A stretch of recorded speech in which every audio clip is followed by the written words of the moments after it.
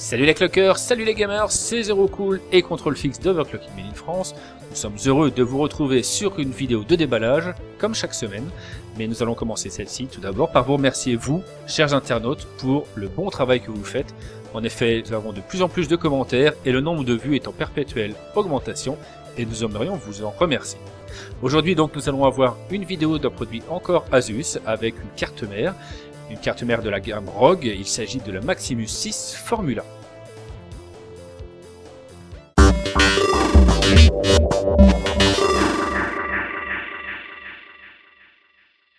Comme à l'accoutumée, nous allons commencer par le déballage de la boîte et nous voyons bien sûr cette boîte en noir et en rouge puisque c'est du ROG, c'est de l'Asus Republic of Gamers spécifique pour les joueurs et les overclockers. Première chose, on voit les 5 petits écussons en bas qui donnent une compatibilité avec les processeurs Intel 4ème génération, architecturés autour du chipset Z87, compatibilité aussi sur le Crossfire et le SLI, et bien sûr si vous avez un écran 4K, ce sera pour vous.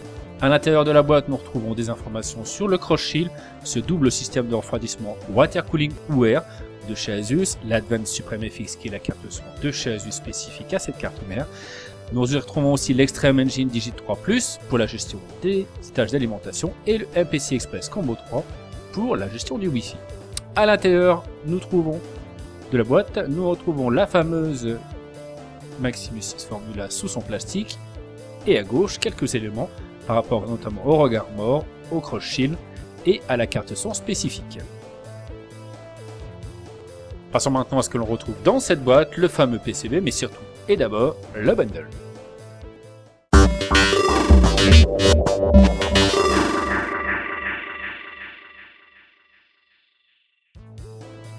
Alors, dans cette boîte que nous sommes en train de déballer, nous allons retrouver d'abord une première boîte avec la carte mère et la deuxième avec le bundle. Dans ce bundle, nous allons trouver la plaque IO, forcément, indispensable pour la connexion au boîtier. Nous y retrouvons aussi un manuel d'utilisation et le DVD contenant les pilotes et les logiciels, une antenne Wi-Fi. Avec cela, 4 sachets comprenant 2 câbles SATA chacun, un accroche-porte pour les ados, un petit adaptateur du connecteur pour brancher au boîtier et le pont SC.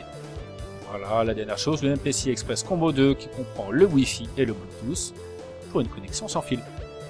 C'est tout ce que l'on peut retrouver dans ce bundle de cette Maximus 6 Formula. Passons maintenant donc au PCB.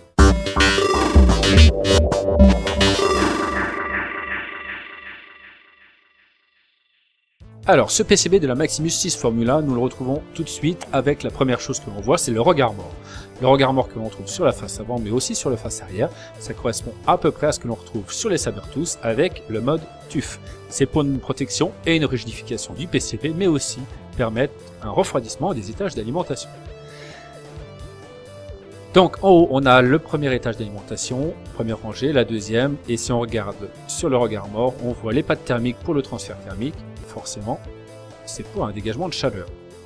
On revient sur la face avant, voilà avec le ROG Armor, on va l'enlever pour voir cette carte mère. Et la première chose que l'on voit en haut à gauche, c'est ce système de refroidissement qui est assez particulier, qui s'appelle le Hybrid Cross Shield, qui est en fait un système de refroidissement à la fois water cooling et à la fois refroidissement en air. Ça permettra d'éviter d'acheter un bloc d'alimentation, un bloc de refroidissement, ça évitera les surcoûts. Tout cela pour refroidir les 8 étages d'alimentation pour le CPU. Et de l'autre côté des barrettes mémoire, nous retrouvons 2 étages spécifiques pour la mémoire. Au niveau alimentation, nous avons le fameux 4 broches plus 8 broches. Forcément, c'est une carte pour l'overclocking. Le 24 broches standard, ça, on ne pourra pas y échapper. Au niveau interrupteur, on a un switch pour le modèle N2, puisqu'on est bien en présence d'une carte pour overclocker. On a un bouton start et un bouton reset. Forcément, on n'a pas tous notre carte mère dans notre boîtier et un debug LED au cas où nous en ayons besoin sous azote. Ensuite, au niveau des refroidissements, nous avons 8 prises ventilateurs que l'on trouve un petit peu partout, voilà, même en bas. Assez bien disposées. À côté, il y a un bouton Fast Boot si on est sous Windows 8 et un bouton direct BIOS au cas où nous voulions allier directement dans le BIOS. Nous sommes en présence aussi de 3 ports PCI Express 3.0 câblés en 16 et 3 ports PCI Express 2.0 câblés en AX. Sur le côté, nous avons nos 10 ports SATA qui sont divisés en deux, 6 avec le Z87 et 4 avec un chipset à côté. Le bouton Clear CMOS, le bouton ROG, les 4 ports USB 2, les 6 ports USB 3, 4 spécifique au Z87 et 2 avec un chipset supplémentaire. Le port Ethernet forcément, un port SPDIF optique, un HDMI, un DisplayPort et bien sûr la carte son. Alors la carte son c'est quelque chose de bien particulier puisqu'elle a été faite spécialement pour cette carte mère Asus. C'est la Supreme FX Formula avec un 8.1 au niveau des sorties et cette carte son a été isolée complètement du PCB pour supprimer les interférences, pour le meilleur de nos oreilles. Voilà ce que l'on pouvait dire pour cette carte mère, Asus Maximus 6 Formula. C'est une bien belle carte mère, ce qu'il faut faire maintenant c'est regarder le test pour vérifier si elle est aussi performante que certaines personnes le disent. J'en suis convaincu, mais nous allons voir ça ensemble avec le test. Mais avant de passer au test, nous aimerions vous remercier pour avoir visionné cette vidéo. Nous vous remercions bien sûr d'être présents à chaque fois pour pouvoir les voir. Nous avons pris encore du plaisir à vous la présenter. N'hésitez pas à formuler vos messages sur juste après la vidéo sur YouTube ou bien sûr sur notre site internet www.overclockingmadeinfrance.com, sur le forum qui est associé. Et vous avez aussi notre Facebook et notre Twitter. N'hésitez pas, nous apprécierons toujours vos commentaires. En attendant, nous vous souhaitons une bonne fin de journée et à ciao. Salut les clockers.